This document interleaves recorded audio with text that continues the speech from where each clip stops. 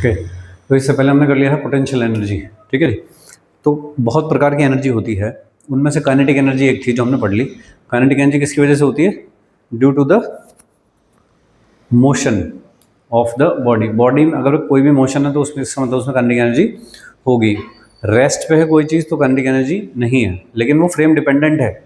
ये वाली बात भी ध्यान रखनी होगी कि अगर आप उसी चीज़ के साथ बैठे हो तो फिर वो रेस्ट पे दिखेगी तुमको तो कोई काइनेटिक एनर्जी नहीं है, लेकिन अलग फ्रेम में बैठे हो तो वहाँ से हो सकता है दिख भी जाए, ठीक है जी। चलिए, उसी की तरह अब है पोटेंशियल एनर्जी, ये भी एक प्रकार की एनर्जी है। पोटेंशियल एनर्जी कैसे होती है तो इसके बारे में थोड़ा सा लिखेंगे हम, ठीक है। लिखो, डेफिनेशन टाइप की मान लो या एक तरह से मान लो कि क्या कॉन्सेप्ट है। लेकिन potential energy of the system of particles, potential energy of the system of particles is due to the certain arrangement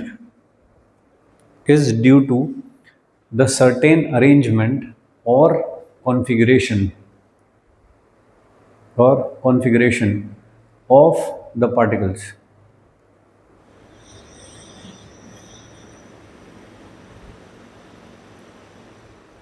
ठीक है, तो कैसी एनर्जी है कि कुछ पार्टिकल किसी तरीके से रखे हुए हैं, उसकी वजह से उसमें जो एनर्जी है दैट इज पोटेंशियल एनर्जी। अगर मैं वो कॉन्फ़िगरेशन चेंज करूं तो वो एनर्जी जो एसोसिएटेड वो भी चेंज हो जाएगी, ठीक है। लिखेंगे अब इसमें कि if the arrangement of the system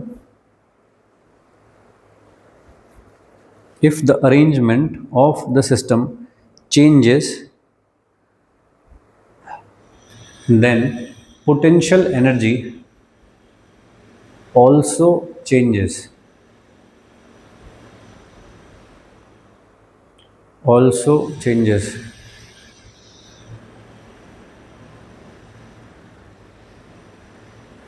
ठीक है, we cannot calculate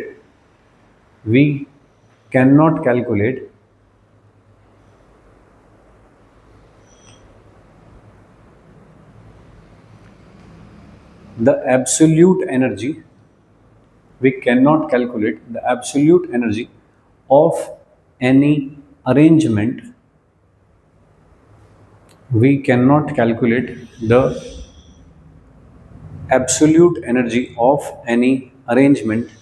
we can only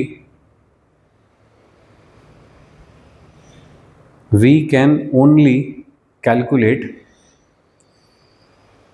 the change in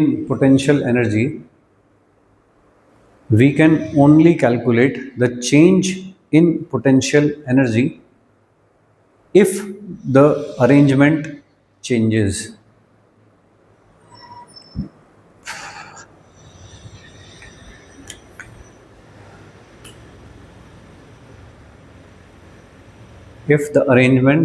changes।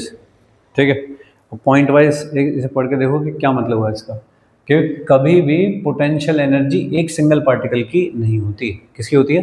System की होती है। कि एक मास था तो ऐसा कुछ होगा, उनकी कुछ पोटेंशियल एनर्जी होगी। एक सिंगल की कोई पोटेंशियल एनर्जी नहीं होगी, दो होने चाहिए कम से कम तो पोटेंशियल एनर्जी आएगी। तीन होंगे तो इसकी पोटेंशियल एनर्जी होगी, इसकी होगी और इसकी होगी, क्योंकि इनका एक सर्टेन अरेंजमेंट है। M3 जो है वो M1 M2 के रिस्पेक्ट में कहीं बैठा है, अगर इसे चेंज करके यहाँ ले आऊँ तो फिर डिस्टेंस बदल गई तो अरेंजमेंट बदल गया, पोटेंशियल एनर्जी बदल गई। तो ये जो सिस्टम बना हुआ है इसके साथ एसोसिएटेड कोई पोटेंशियल एनर्जी है, वो कितनी है मुझे कैलकुलेट करना नहीं आता, ठीक है जी। अब अगर हम सिस्टम को बदल दें कि मान लीजिए हमने ऐसा कर दिया M2 M3 M1 ऐसे लिया उठा के, तो अरेंजमेंट इसके रेस्पेक्ट में बदल गया, तो ये हो गया U2। हमें U2 भी नहीं पता कितनी होती है, बस हमें ये पता है कि U2 माइनस U1 कितना होता है, चेंज पता है अपने को, बस क्या है, ठीक है जी। अब ये तुम्हें अजीब सा लग रहा होगा लेकिन तुम रोज करते आए हो, मैं तुम्हें दिखाता हूँ। ऐसे है अर्थ, उस पे यहाँ रखा है कोई मास m, ठीक है, इसकी क्या पोटेंशियल एनर्जी होगी पता नहीं, लेकिन जैसे ही मैं तुम्हें कहूंगा कि मैं इसको h हाइट ऊपर ले गया तो क्या तुम चेंज बता दोगे कितना? चेंज इन पोटेंशियल एनर्जी कितना कहते हैं? mgh, ऐसे कहते हैं, mass acceleration due to gravity into h, ठीक है जी। ये तब फॉर्मूला तब तक वैलिड है अगर g कांस्टेंट रहता हो तो, अगर g वेरी करेगा फिर ये वाला फॉर्मूला नहीं लगता। बट चलिए अब तो हम कॉन्सेप्ट सीख रहे हैं क्या। तो ये वाली जो सिचुएशन है पहले वाली, उसकी पोटेंशियल एनर्जी कितनी है नहीं पता मुझे। ये वाली जो सिचुएशन हो गया तो क्या अरेंजमेंट चेंज हो गया? अगर मैं इसे उठा के ऊपर ले गया तो पहले के रिस्पेक्ट में अरेंजमेंट बदल गया। अगर अरेंजमेंट बदला तो इसका मतलब पोटेंशियल एनर्जी बदली, ठीक है। लेकिन मुझे U1 नहीं आता निकालना, मुझे U2 नहीं आता निकालना, मुझे तो डिफरेंस आता है निकालना बस। तो मैं एब्सोल्यूट पोटेंशियल एनर्जी किसी सिस्टम अरेंजमेंट की कितनी थी मैं नहीं बता सकता, मैं सिर्फ चेंज बता सकता हूँ, ऐसा हमने लिखा है, ठीक है। इसमें भी हम क्या बता रहे हैं कि यहाँ से यहाँ जाने पे कि अर्थ से ऊपर जाओ तो पोटेंशियल एनर्जी बढ़ती है, नीचे जाओ तो पोटेंशियल एनर्जी कम होती है। समझ गए हो क्या? अब सीधा आएंगे कैलकुलेशन पे। तो जब तक आपको किसी चीज़ का रेफरेंस ही नहीं पता होगा, जैसे मुझे कहा जाए कि बताओ ये पॉइंट कितनी दूर है, कहाँ से, तो ये तो पूछोगे ना, तो इसका मतलब पहले कोई फ्रेम ऑफ रेफरेंस तो चाहिएगा, सही बात है क्या? तो इसलिए कोई ना कोई रेफरेंस तो चाहिए जहाँ से आप पोटेंशियल एनर्जी कंसीडर कर रहे हो, या ठीक है। तो इन्फिनिटी को रेफरेंस लिया गया है पोटेंशियल एनर्जी कंसीडर करने के लिए कि इन्फिनिटी पे पोटेंशियल एनर्जी जीरो होती है, मान लिया गया है ऐसा, होती नहीं है, अज्यूम किया गया है ऐसा, ठीक है। एक लाइन में लिखो potential energy at infinity, potential energy at infinity is assumed to be zero, is assumed to be zero.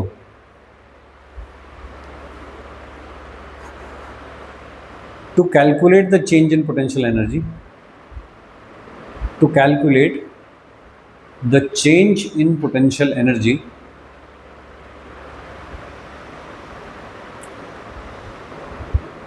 we need a reference.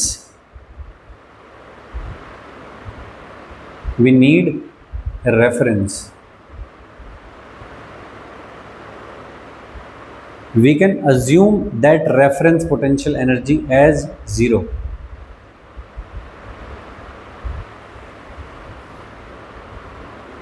We can assume that reference potential energy as zero.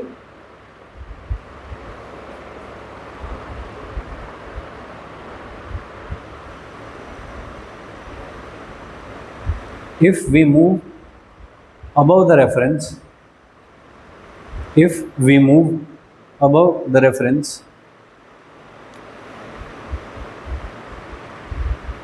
Bracket में लिखना in gravitational field, in gravitational field,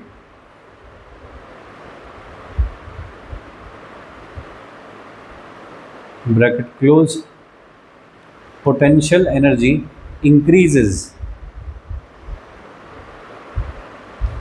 potential energy increases if we move below the reference, if we move below the reference, then potential energy decreases, potential energy decreases। सही है। देखिए जैसे कि ये वाला था U1 था, इसे कुछ भी मान लो U मान लिया, तो ये वाली अब कितनी हुई, क्योंकि आप ऊपर गए हो इसलिए क्या ये पहली वाली जितनी भी थी उसमें कुछ बढ़ गया, बढ़ गया तो क्या लिखूंगा प्लस लिखूंगा, mgh के हम h हाइट ऊपर गए तो mgh पोटेंशियल एनर्जी बढ़ जाती है। अब देखना ये U2 है या U1 है, जब इसे माइनस करके इधर ले जाऊंगा तो क्या चेंज आएगा, और वो चेंज कितना है mgh। अगर मैं नीचे गया होता ऐसे तो पोटेंशियल एनर्जी घट गई होती, तो यहाँ पे जो पोटेंशियल एनर्जी होती वो इससे माइनस mgh होती, तो चेंज होता, ठीक बात है। हमें अभी ग्रेविटेशनल का ही काम पड़ेगा इस चैप्टर में, तो हम यही वाली सीख रहे हैं। और भी कुछ प्रकार की पोटेंशियल एनर्जी होती है, जैसे स्प्रिंग फोर्स होता है, स्प्रिंग फोर्स की वजह से पोटेंशियल एनर्जी होती है, ठीक है। और चार्जेस की वजह से पोटेंशियल एनर्जी होती है, वो बाद में करेंगे हम। पहले हम ये कॉन्सेप्ट बनाने के लिए सीखेंगे, ठीक है जी। जैसे मान लीजिए ये अर्थ सरफेस है, एक टेबल रखी हुई है, ऐसे ऐसे रखी है एक टेबल, और इसके ऊपर कोई ब्लॉक रखा था, यहाँ पे h हाइट की टेबल रखी है, ब्लॉक रखा हुआ था, ठीक है। मैंने उस ब्लॉक को उतार के यहाँ रख दिया, पोटेंशियल एनर्जी बढ़ी होगी घटी होगी?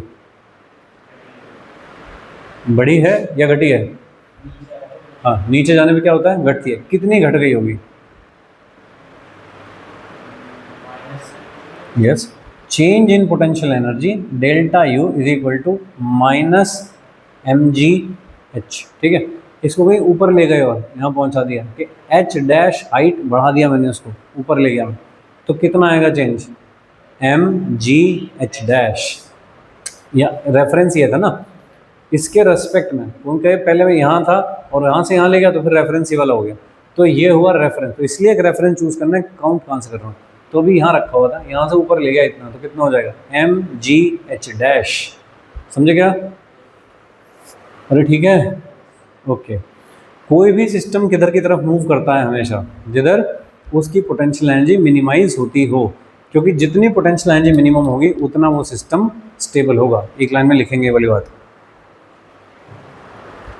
ये बनाओ पहले कि ऊपर जाने में क्या होता है, नीचे जाने में क्या होता है।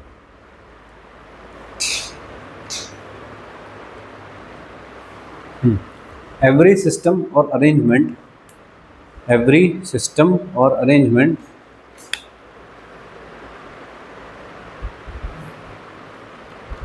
every system or arrangement moves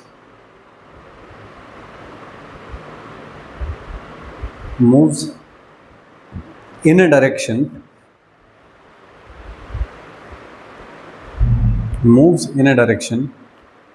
where its potential energy decreases, moves in a direction in which its potential energy decreases, ठीक है। Because lesser the potential energy, lesser the potential energy, more is the stability,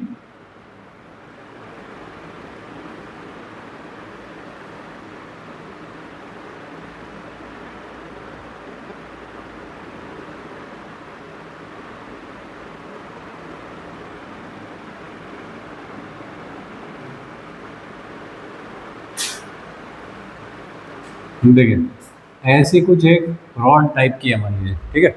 ऐसी पानी की बोतल है मान लो, ऐसे करके ये ऐसे रखी है एक सरफेस पे, तब ज़्यादा स्टेबल है, या जब ऐसे रखी है तब ज़्यादा स्टेबल है?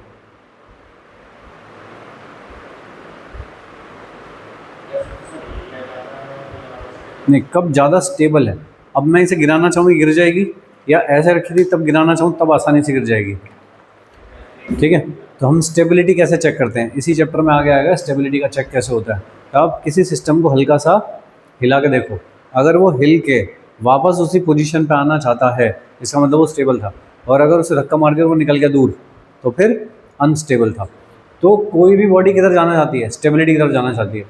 ये कोई ऐसी बॉटल थी, मान लो बॉटल ऐसे खड़ी थी, उसका कुछ मास m था, ये उसकी डिस्टेंस थी a और हाइट थी उसकी b। एक सिचुएशन ये है, और एक सिचुएशन ये है कि बॉटल ऐसे लेटी हुई पड़ी है, वही सेम मास की बॉटल है। बताइए कब ये ज़्यादा स्टेबल होगी? इस वाले में यहाँ से तो कुछ धक्का लगा, कुछ भी होगा तो गिर जाएगी, यहाँ से गिर जाएगी नहीं, खिसक सकती है इधर उधर, गिरेगी थोड़ी, करेक्ट। तो यहाँ पे ज़्यादा स्टेबल है, तो इसका मतलब यहाँ पे पोटेंशियल एनर्जी ज़्यादा रही होगी और यहाँ पे पोटेंशियल एनर्जी कम रही होगी, तभी तो यहाँ ज़्यादा स्टेबल। जितना पोटेंशियल एनर्जी कम होती है उतना स्टेबिलिटी ज़्यादा होती है, ठीक है। कैसे लिखूँ इसकी पोटेंशियल एनर्जी बताइए? क्या इसका सेंटर ऑफ मास होगा कहीं पे? कितनी ऊपर होगा ये टोटल कितनी है v, तो ये कितनी हो गई v/2, सही है। मास कितना है इसका m। अगर हम assume ground as reference, ground को बाय डिफॉल्ट हम रेफरेंस ले लेते हैं, के रेफरेंस है, तो उसके रेस्पेक्ट में कितना ऊपर है centre of mass, b/2। Potential energy कैसे लिखेंगे, तो U1 is equal to mgh, पूरा बिखरा हुआ मास है ऐसे यहाँ से यहाँ तक, तो हम क्या लेंगे, सेंटर ऑफ मास पे कितना है, तो इतनी पोटेंशियल एनर्जी है। यहाँ पे अगर पोटेंशियल एनर्जी लूँ तो कौन सी हाइट लेनी पड़ेगी, ये कितनी है, तो U2 कितनी हो जाएगी, mgA/2, सही है क्या। तो अगर कोई पूछे चेंज, तो चेंज बता दूंगा, a माइनस b/2। क्या ये नेगेटिव आएगा, क्योंकि a छोटा है, इसका मतलब पोटेंशियल एनर्जी कम हुई है, पोटेंशियल एनर्जी कम हुई है तो ज़्यादा स्टेबिलिटी की तरफ गई होगी, ज़्यादा स्टेबल हुई होगी ये, ठीक है क्या। इसमें पूछे कोई कि कितना चेंज इन पोटेंशियल एनर्जी हुआ, तो चेंज बता दूंगा भाई कि ये था, इससे हो गया। कोई पूछे वर्क डन कितना है बाय द ग्रेविटी, कितना डिस्प्लेसमेंट हो गया, पहले कितना था b/2, अभी कितना है a/2, कितना डिस्प्लेसमेंट हुआ b माइनस a/2, है ना। और ग्रेविटी कहाँ लग रही है, नीचे, और डिस्प्लेसमेंट कहाँ हो रहा है, नीचे, तो ग्रेविटी का वर्क डन कितना हो गया, work done by gravity mg, यानी कि फोर्स, और फोर्स की डायरेक्शन में डिस्प्लेसमेंट, तो फोर्स का है नीचे की तरफ, तो डिस्प्लेसमेंट भी कौन सा चाहिए मुझे, नीचे की तरफ, कितना हुआ b माइनस a/2, ऐसा, ठीक है। अभी इनको आगे जाके मुझे क्लब करना है। ये देखो, क्या वर्क डन बाई ग्रेविटी जो है वो minus of change in potential energy है, ऐसा है क्या। Work done by gravity is, इसमें से एक माइनस कॉमन ले लो तो a माइनस b/2 बन जाएगा, तो क्या minus of change in potential energy है। और जगह देखते हैं एक आधी, यहाँ पे कोई बॉल रखी हुई थी m मास की, मैंने उसे h हाइट उठा के यहाँ पहुँचा दिया, h हाइट ऊपर, उसकी पोटेंशियल एनर्जी में कितना चेंज आया बताओ, प्लस mgh, बढ़ गई है क्या, ऐसा। वर्क डन बाई ग्रेविटी कितना है,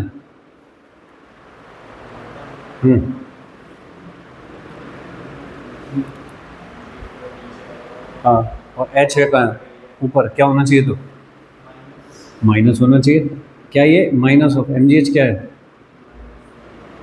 तो वर्क डन बाई ग्रेविटी क्या होता है हमेशा, minus of change in potential energy के बराबर होता है, ठीक है।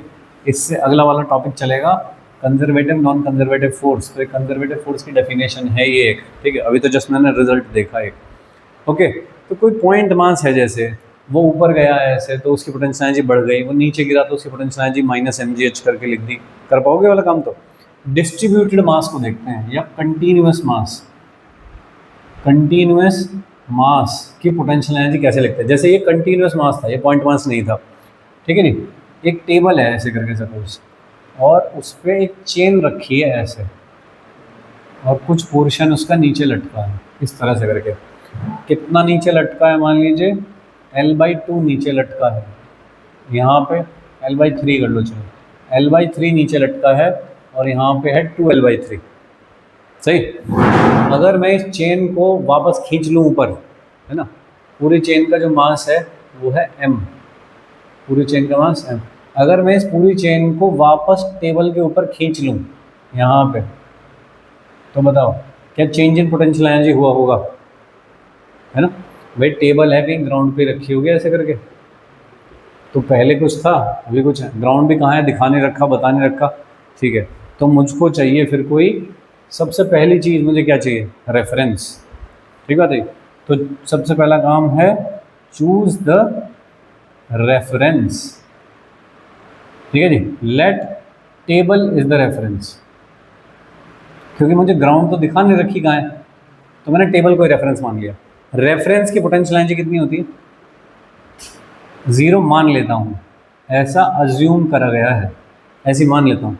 तो जो टेबल पे रखी है चेन, उसकी पोटेंशियल एनर्जी तो 0 है, लेकिन ये कहाँ है, ये तो नीचे है टेबल से, इसकी कुछ ना कुछ पोटेंशियल एनर्जी होगी।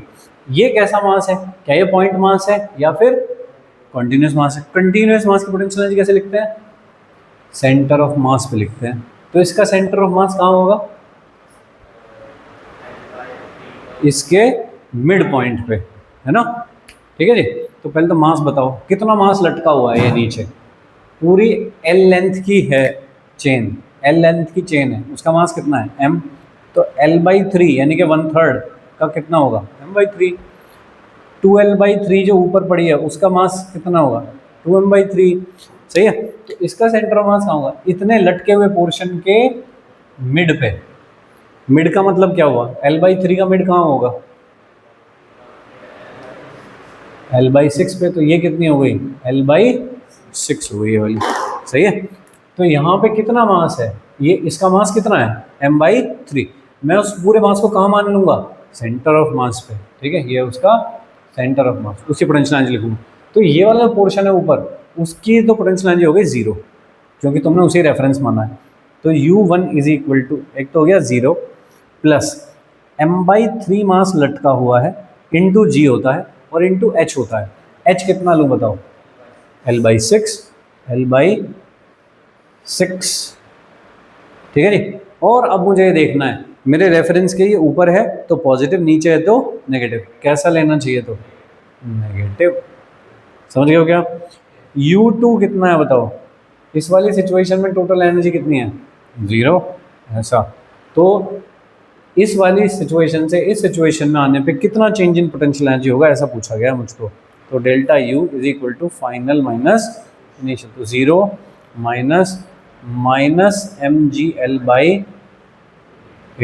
कितना हो गया, mgl/18 पॉजिटिव, इतना आया भाई change in potential energy, positive आया, इसका मतलब बढ़िया पोटेंशियल एनर्जी। अरे ये पोर्शन पहले नीचे लटक रहा था, तो क्या अभी ऊपर आ गया, तो अर्थ कहीं भी रही होगी यहाँ पे, अर्थ सरफेस, उसके रेस्पेक्ट में तो हाइट बढ़ी है ना पूरी चेन की, तो कैसी होनी चाहिए थी, पॉजिटिव, तो पॉजिटिव आ रही है। बोलिए, बात समझ में आई क्या, नोट करिए। डिस्ट्रीब्यूटेड मास की पोटेंशियल एनर्जी कैसे निकालते हैं,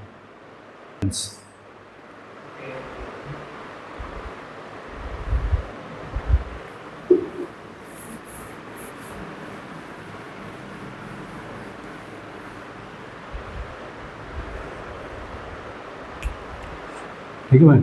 तो हमने रेफरेंस चूज कर लिया टेबल को, तो उस पर तो पोटेंशियल एनर्जी हो गई जीरो। अब इसकी देखते हैं, तो जो ऊपर पोर्शन है उसकी तो हो गई जीरो, नीचे जो लटका हुआ है उसके प्लस होगी माइनस, माइनस होगी, क्योंकि रेफरेंस से नीचे है, रेफरेंस से नीचे तो माइनस, रेफरेंस के ऊपर तो प्लस। कितना मास होगा इसका,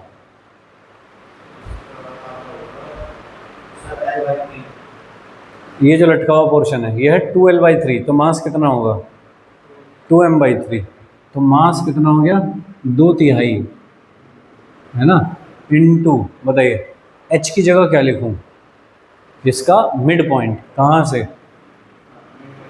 ये मिड पॉइंट, ठीक है, ये कितना हो जाएगा बताओ, L/3, तो यहाँ पे क्या लिख दूँ L/3, तो कितना हो गया -2mgl/9, ये पोटेंशियल एनर्जी हो गई इस सिचुएशन में। अब हम पहुंचे इस सिचुएशन में, तब पोटेंशियल एनर्जी कितनी होगी, U2 कह देता हूँ उसको, कितनी होगी, अब टेबल पे तो कुछ है ही नहीं, सारी चेन यहाँ पे खड़ी हुई है, कितना मास है m, मुझे कहाँ से लेना होता है, मिड पॉइंट से, तो ये डिस्टेंस कितनी हो गई L/2, प्लस या माइनस, माइनस पूरा मास g और L/2, इतना हो गया, सही।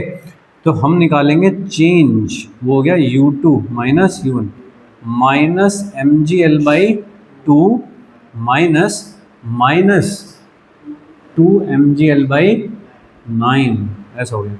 तो माइनस mgl/2 और प्लस 2mgl/9, ठीक है, ऐसे मल्टीप्लाई कर दूँ, ये कितना हो गया 9, 9 भी कैसा, और ये कितना हो गया 4, कितना बचा 5 बचा गया, mgl, ऐसा, अपॉन इन दोनों का is delta U minus mgl/18, इतने का चेंज आया पोटेंशियल एनर्जी में, ठीक है दोस्त। चलिए, ये हम सीख गए किसी डिस्ट्रीब्यूटेड मास के पोटेंशियल एनर्जी कैसे लिखते हैं। अब एक सवाल करके देखेंगे, देखिए,